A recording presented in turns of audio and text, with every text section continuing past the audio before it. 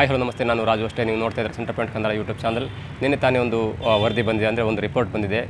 ನಮ್ಮ ದೇಶದಲ್ಲಿ ಯಾವೆಲ್ಲ ಜಾಗದಲ್ಲಿ, ಯಾವೆಲ್ಲ ರಾಜ್ಯದಲ್ಲಿ ಎಷ್ಟೆಷ್ಟು ಅರಣ್ಯ ಇದೆ, ಎಷ್ಟೆಷ್ಟು ಅರಣ್ಯ ನಾಶ ಆಗಿದೆ, ಹೋದ ವರ್ಷ ಎಷ್ಟಿತ್ತು, ಈ ವರ್ಷ ಎಷ್ಟಾಗಿದೆ ಅನ್ನುವ ಒಂದು ರಿಪೋರ್ಟ್ ಬಂದಿದೆ.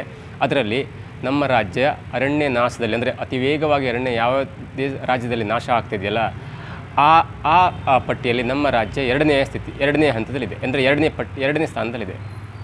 ನಮಗೆ ಅಚ್ಚರಿ ಆಗುತ್ತೆ, ಯಾಕಂದರೆ ನಮ್ಮ ಕರ್ನಾಟಕ ರಾಜ್ಯದಿಂದ ನಮ್ಮ ದೇಶಕ್ಕೆ, ನಮ್ಮ ಪ್ರಪಂಚಕ್ಕೆ ತುಂಬ ಒಳ್ಳೆಯದಾಗುತ್ತೆ. ಯಾಕಂದರೆ ನಮ್ಮ ರಾಜ್ಯದಲ್ಲಿನ ಅರಣ್ಯ ಇದೆಯಲ್ಲ, ಅದು ಸಿಕ್ಕಾಪಟ್ಟೆ ದಟ್ಟವಾಗಿದೆ. ನಿಮಗೊಂದು ಕ್ಯಾಲ್ಕುಲೇಷನ್ ಹೇಳ್ತೇನೆ, ಅದು ಒಂದು ಲೆಕ್ಕಾಚಾರ ಹೇಳ್ತೇನೆ. ನಮ್ಮ ಉತ್ತರ ಕನ್ನಡ ಜಿಲ್ಲೆಯ ಅಂದರೆ 100% ಜಾಗದಲ್ಲಿ 81% ಜಾಗದಲ್ಲಿ ಬರೀ ಅರಣ್ಯವೇ ಇದೆ, ಅಂದರೆ ಕಾಡು ಮರನೇ ಇದೆ. ಅಂದರೆ ನಿಮಗೆ ಜನವಸತಿಗೆ, ರಸ್ತೆಗೆ, ಹೊಲಕ್ಕೆ ಸಿಗುವ ಜಾಗ ಕೇವಲ 19%. ನಿಮಗೊಂದು ಸಲ ಆಶ್ಚರ್ಯ ಅನಿಸ್ಬೋದು. ಅಂದರೆ ಯಾರಾದರೂ ಒಬ್ಬ ಪರಿಸರವಾದಿಗೆ ಅವಾರ್ಡ್ ಕೊಡ್ತಾರೆ, ಅಥವಾ ಅವರು ಗಿಡಗಳನ್ನ ನೆಡ್ತಾರೆ, ಅಥವಾ ಅವರು ಪರಿಸರದ ಬಗ್ಗೆ ಕಾಳಜಿ ವಹಿಸ್ಕೊಳ್ತಾರೆ, ಅಥವಾ ಪರಿಸರದಂದರೆ ಅವರು ಸಾವಿರಾರು ಗಿಡಗಳು ನೆಡ್ತಾರೆ, ಅವರಿಗೆ ರಾಷ್ಟ್ರೀಯ ಪುರಸ್ಕಾರ ಬಂದಿದೆ ಅಂದಾಗ ಅವರನ್ನು ನಾವು ನೋಡೋ ರೀತಿಯೇ ಬೇರೆ ಇರುತ್ತೆ. ಆದರೆ ನನಗನ್ಸುತ್ತೆ, ನೀವು ಯಾವ ಗಿಡವನ್ನು ನೆಡುವ ಅವಶ್ಯಕತೆಯೇ ಇಲ್ಲ, ನೀವು ಒಂದು ಮರವನ್ನು ನೆಡುವ ಅವಶ್ಯಕತೆಯೇ ಇಲ್ಲ. ಯಾಕಂದರೆ ನಮ್ಮ ಉತ್ತರ ಕನ್ನಡ ಜಿಲ್ಲೆಯಲ್ಲಿ ಲೆಕ್ಕಕ್ಕೆ ಸಿಗಲ್ಲ. ನೀವು ಒಂದು ಸಲ ಡ್ರೋನ್ ಶಾಟ್ ನೋಡಿ, ಅಥವಾ ಯಾವುದೊಂದು ಫ್ಲೈಟಲ್ಲಿ ಉತ್ತರ ಕನ್ನಡ ಜಿಲ್ಲೆಯ ಕಾಡನ್ನು ಸಮೀಕ್ಷೆ ಮಾಡಿ, ಅಥವಾ ನೀವು ಮೇಲಿಂದ ನೋಡಿ, ಎಲ್ಲಿ ಹೋದರೂ ಕಾಡು. ಅಂದರೆ ಪರ್ವತಗಳ ಮೇಲೆ ಪರ್ವತಗಳ ಮೇಲೆ, ಅಂದರೆ ಈ ಗುಡ್ಡದ ನಂತರ ಮತ್ತೊಂದು ಗುಡ್ಡ, ಮಲೆಗಳಂತ ಹೇಳ್ತೇವಲ್ಲ, ಆ ಥರದ 100 ಗುಡ್ಡಗಳು, ಅಂದರೆ ಊರೇ ಸಿಗುವುದಿಲ್ಲ. 81% ಅರಣ್ಯವೇ ತುಂಬಿದೆ. ಅಂದರೆ ನೀವು ಒಂದು ಲೆಕ್ಕಾಚಾರ ಇಟ್ಕೊಳ್ಳಿ, ಎತ್ತರ ಅಥವಾ ಕಲ್ಪನೆ ಮಾಡ್ಕೊಳ್ಳಿ ಯಾವ ಥರ ಇರ್ಬೋದು ಅಂತ.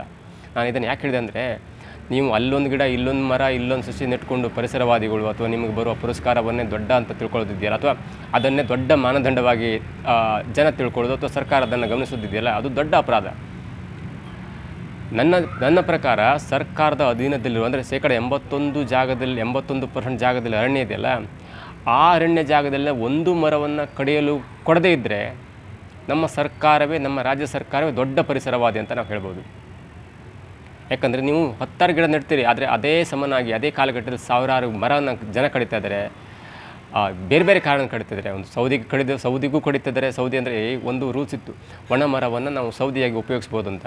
ಆದರೆ ಅದು ಸ್ವಲ್ಪ ಕಡಿಮೆ ಆಗ್ತಾಯಿದೆ. ಅಂದರೆ ಈಗ ಗ್ಯಾಸ್ ಒಲೆ ಬಂದಿದೆ, ಗ್ಯಾಸ್ ಸ್ಟೋವ್ ಬಂದಿದೆ. ಗ್ಯಾಸ್ಗಳ ಮುಖಾಂತರವಾಗಿ ನಾವು ಅಡುಗೆ ಮಾಡೋದ್ರಿಂದ ಅಥವಾ ಒಲೆಗಳಿಗೆ ಉಪಯೋಗಿಸೋದ್ರಿಂದ ಮರಗಳನ್ನು ಅಡುಗೆ ವಿಚಾರಕ್ಕೆ ಕಡಿಯೋದು ಸ್ವಲ್ಪ ಕಡಿಮೆ ಆಗ್ತಾಯಿದೆ.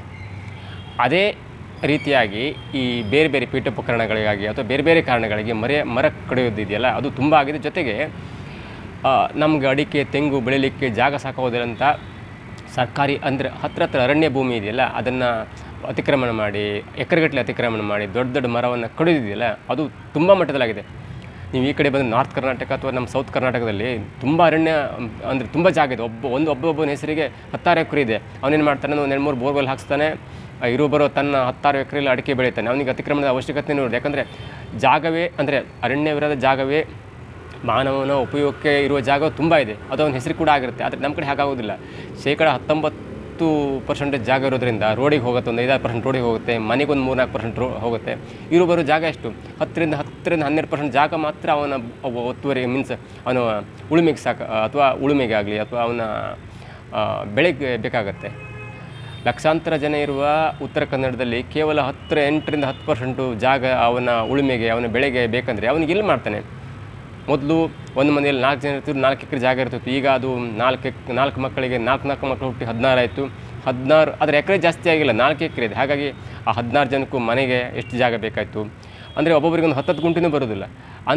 ಅಂಥ ಪರಿಸ್ಥಿತಿಯಲ್ಲಿ ಅವನು ಏನು ಮಾಡ್ತಾನೆ ಅಂದರೆ, ಅರಣ್ಯದ ಅಕ್ಕಪಕ್ಕ ಜಾಗವನ್ನು ಅತಿಕ್ರಮಣ ಮಾಡಿ ಅಲ್ಲಿನ ಸಾವಿರಾರು ಗಿಡಗಳನ್ನು, ಸಾವಿರಾರು ಮರಗಳನ್ನು ಮಾರಾಟ ಮಾಡ್ತಾನೆ. ಹಾಗಾಗಿ ನಮ್ಮ ಕರ್ನಾಟಕ ಎರಡನೇ ಪಟ್ಟಿಯಲ್ಲಿ ಇರೋಕ್ಕೆ ಕಾರಣ ಇದೇ ಮುಖ್ಯ ಕಾರಣ. ಅರಣ್ಯ ಕಡಿಯೋದೇ ಇದ್ದರೆ, ಸರ್ಕಾರದ ಅಧೀನದಲ್ಲಿರುವ ಜಾಗದಲ್ಲಿ ಒಬ್ಬ ಮಾನವನು ಅರಣ್ಯವನ್ನು ಕಡಿಯದೇ ಇದ್ದರೆ ಅದೇ ದೊಡ್ಡ ಮಹತ್ವದ ಬೆಳವಣಿಗೆ. ನೀವು 4 ಗಿಡ ನೆಟ್ಟುಕೊಂಡು ಅವರು ಪರಿಸರವಾದಿಗಳು, ಅಥವಾ ಅವರು ಅಲ್ಲಿ ಒಂದು 3-4 ಗಿಡ ನೆಟ್ಟು ಒಂದು ವರ್ಷಕ್ಕೊಂದ್ಸಲ ವನ ಮಹೋತ್ಸವ ಮಾಡಿದ್ವಿ ನಾವು ಶಾಲೆಯಿಂದ, ಅಂದರೆ ಅದು ಯಾವ ಪ್ರಯೋಜನಕ್ಕೆ ಬರೋದಿಲ್ಲ. ನಮ್ಮ ರಾಜ್ಯದಲ್ಲಿ ಕೋಟಿ ಲೆಕ್ಕಕ್ಕೆ ಸಿಗಲ್ಲ ಅಷ್ಟು ಮರಗಳಿವೆ. ಆ ಕೋಟಿ ಮರಗಳು, ಕೋಟಿ ಈ ಗಿಡಗಳ ನಡುವೆ ನಾವು ಏನೋ 4 ಗಿಡ ನೆಟ್ವಿ, ನಮಗೆ ದೊಡ್ಡ ಪರಿಸರವಾದಿಗಳು ಅಂದರೆ ಅದು ಅಸಮಂಜಸ. ಹಾಗಾಗಿ ನನ್ನ ಪ್ರಕಾರ ಯಾವ ಸರ್ಕಾರ ಆ ರಾಜ್ಯದಲ್ಲಿ ತನ್ನ ಅಧೀನದಲ್ಲಿರುವ ಅರಣ್ಯ ಭೂಮಿ ಇದೆಯಲ್ಲ, ಅಲ್ಲಿ ಮರಗಳಿದೆಯಲ್ಲ, ಆ ಮರಗಳನ್ನು ಕಡಿಯಲಿಕ್ಕೆ ಕೊಡದೇ ಇದ್ದರೆ ಅದೇ ಸರ್ಕಾರ ಇದೆಯಲ್ಲ, ಅದೇ ನಮ್ಮ ದೊಡ್ಡ ಪರಿಸರವಾದಿ ಸರ್ಕಾರ ಅಂತ ಹೇಳ್ಬೋದು. ಮತ್ತು ಸರ್ಕಾರದ ಅನೇಕ ಎಡವಟ್ಟನ್ನು ನಾನು ನೋಡಿದ್ದೇನೆ. ಈ ದೊಡ್ಡ ದೊಡ್ಡ ಅರಣ್ಯ ಪ್ರದೇಶವನ್ನು, ಕೆಲವೊಂದು ಪಶ್ಚಿಮ ಘಟ್ಟದ ಅರಣ್ಯ ಪ್ರದೇಶವನ್ನು ಹಾಗೆ ಇಟ್ಕೊಳ್ಬೇಕು. ನೀವು ಖಾಲಿ ಜಾಗದಲ್ಲಿ ಇಂಡಸ್ಟ್ರಿ ಮಾಡಿ, ಏರ್ಪೋರ್ಟ್ ಮಾಡಿ, ಪೋರ್ಟ್ ಮಾಡಿ, ಅಥವಾ ಬೇರೆ ಬೇರೆ ಕೆಲಸಕ್ಕೆ ಉಪಯೋಗಿಸ್ಬೋದು. ಆದರೆ ಇಂಥ ದಟ್ಟವಾದ ಅರಣ್ಯ ಜಾಗವಿರುವ ಆ ಉತ್ತರ ಕನ್ನಡ, ಶಿವಮೊಗ್ಗ, ಮಂಗಳೂರು, ಕೊಡಗು, ಚಿಕ್ಕಮಗಳೂರು ಇದೆಯಲ್ಲ, ಅಂಥ ಜಾಗದಲ್ಲಿ ನೀವು ಕೈಗಾರಿಕೆಗಳನ್ನು ತರುವುದು, ಏರ್ಪೋರ್ಟನ್ನು ತರುವುದು, ಅಥವಾ ರೋಡ್ಗಳನ್ನು ಡಬ್ಲೀಕರಣ ಮಾಡಿಕೊಂಡು ಅಲ್ಲಿ ಸಾವಿರಾರು ಮರ ಗಿಡಗಳನ್ನು ನಾಶ ಮಾಡೋದಿದೆಯಲ್ಲ, ಅದು ಕೂಡ ಸರ್ಕಾರ ಪರಿಸರದ ವಿರುದ್ಧವಾಗಿ ಹೋರಾಡುವ ಅಥವಾ ಪರಿಸರದ ವಿರುದ್ಧವಾಗಿ ಹೋಗುವಂಥ ಒಂದು ಕಾರ್ಯ ಇದೆಯಲ್ಲ, ಅದು ಕೂಡ ನಮ್ಮ ರಾಜ್ಯಕ್ಕೆ, ನಮ್ಮ ಜಗತ್ತಿಗೆ ಮಾರಕವೇ. ಈ ನಿಟ್ಟಿನಲ್ಲಿ ನಾನು 4 ಗಿಡ ನೆಟ್ಟೆ, ನಾನು ಪರಿಸರವಾದಿ ಅಂತ ಹೇಳ್ಕೊಳ್ಳೋ ಬದಲು ಇರುವ ಮರವನ್ನು, ಇಡುವ ಗಿಡವನ್ನು ನಾವು ಉಳಿಸ್ಕೊಳ್ಳೋದಿದೆಯಲ್ಲ, ಅದೇ ನಮ್ಮ ದೊಡ್ಡತನ ಅಂತ ಹೇಳ್ತಾ ಇವತ್ತಿನ ಕಾರ್ಯಕ್ರಮವನ್ನು ಮುಗಿಸ್ತಾ ಇದ್ದೀನಿ. ನೋಡ್ತಾ ಇರಿ centre point Kannada YouTube channel.